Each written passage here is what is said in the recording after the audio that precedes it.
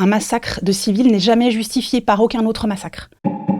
Aujourd'hui, le droit international humanitaire n'est pas respecté. Les massacres du Hamas sont injustifiables, quelles que soient les violations du droit dont est responsable Israël depuis plusieurs années. Israël a le droit de se défendre. Ça ne veut pas dire qu'Israël peut le faire de manière disproportionnée sur les civils, quels que soient les crimes commis par le Hamas. Le siège total imposé à la population palestinienne par le gouvernement israélien est une punition collective qui relève du crime de guerre. Le siège total s'accompagne de frappes aériennes sur les quartiers de la bande de Gaza, qui est un territoire extrêmement dense, très urbain, où il est impossible de se cacher aujourd'hui. Les dégâts sur la population civile sont donc absolument énormes. Il n'y a aucune justification possible à des massacres de civils, quelle que soit la situation. Côté palestinien, on parle aujourd'hui de plus de 3000 personnes qui ont été tuées. Du côté israélien, il parle d'environ 1300 personnes qui ont été tuées. Les dégâts sur la population civile sont donc absolument énormes. Ce qu'Amnesty International demande aujourd'hui, c'est une désescalade de la violence, le respect du droit international et donc la protection des civils par les deux parties, la levée du blocus de Gaza, donc de son siège, mais aussi du blocus qui a lieu depuis 16 ans,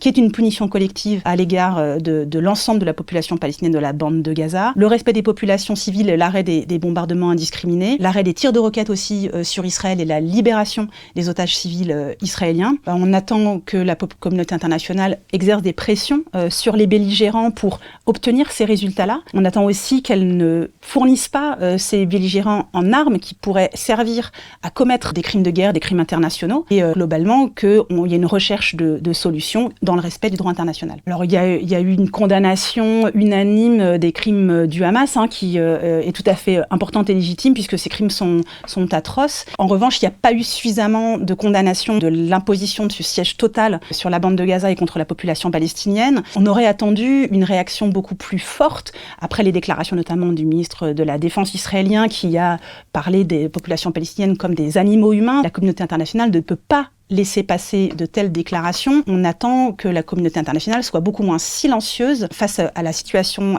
de la population de Gaza aujourd'hui, l'ordre d'évacuation qu'on a vraiment dénoncé comme étant absolument inapplicable et mettant en danger les populations. C'est vraiment ce camp-là qui nous importe, celui du respect du droit. Et puis c'est le camp de la justice. Cette région a été marquée par du non-respect du droit international depuis des décennies. Maintenant, le droit doit être la boussole pour trouver une solution qui soit meilleure pour les populations civiles.